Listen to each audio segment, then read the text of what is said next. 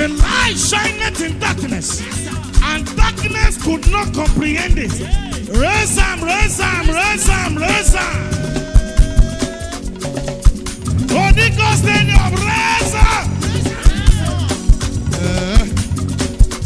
Who they talk? Wetin God no talk.